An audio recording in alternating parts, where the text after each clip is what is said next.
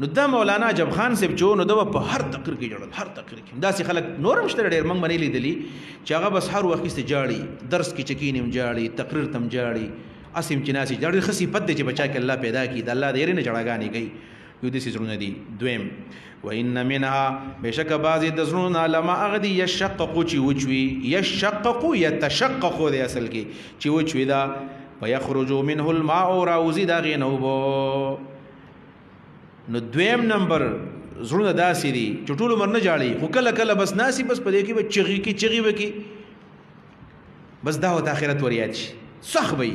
یره نه جاړم خو نن دې پلاني مولوی صاحب سم وجړول ما، نن دې پلاني واقعي ډېر ودردول ما.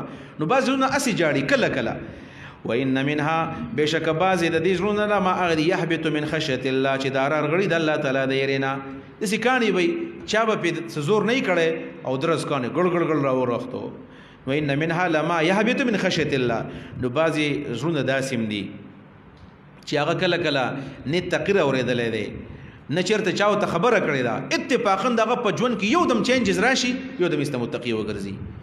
القلب بین اصبع الرحمن. دا درې قسمه زړونه دي. یو دقه تطبیق دی چې د کانو درې صفاتونه دي. دلته درې قسمه زړونه بیان شولې. هغه زړه دی چې هغه ټول عمر د الله نه ریږي. دویم هغه دی چې ټول عمر نه دی، په ټیم په ټیم باندې هغه وچوي، په یو وخت کې یو دغه نه بیا اوښ کې روان شي. او دریم نمبر دا دی چې الله تعالی یو دم بدل کړي.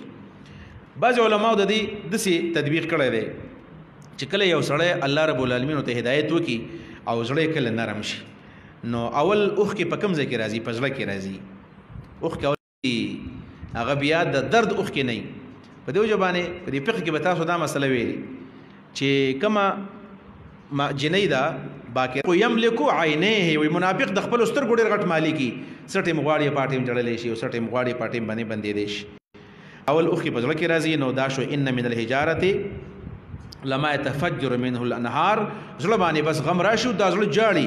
بیا وان منها لما يشقق. بعضې داسې هغه وچوي، نو چې وچوي نو بار ته دغه راشي، دا اوښ کې راشي.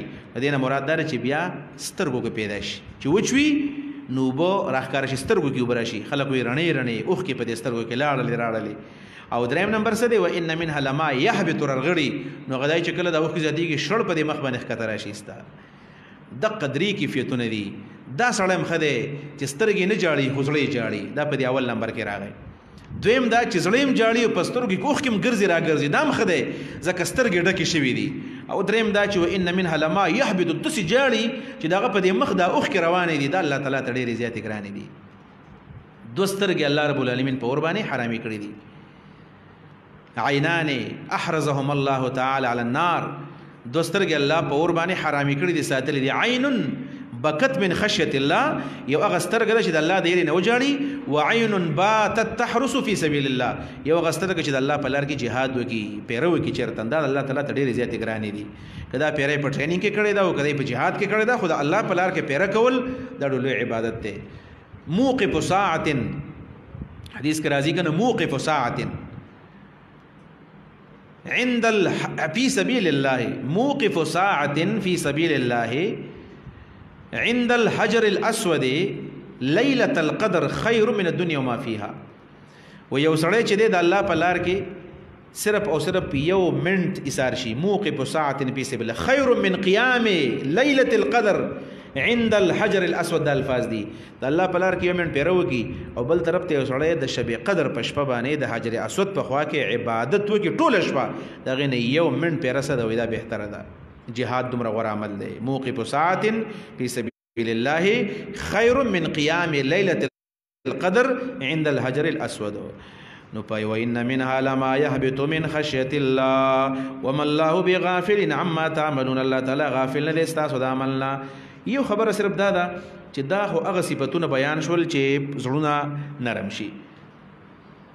زړونه نرم شي، نو زړونه نرمېدل دا د سعادت نښه ده. څوک د چا چې زړه نرمي دا نښه ده د څه؟ د سعادت.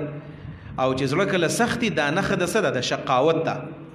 د حضرت انس حدیث دی چې رسول الله فرمایي صلی الله علیه وسلم اربعه من الشقاوه. څلور صفتونه دا د بدبختۍ نښې دي.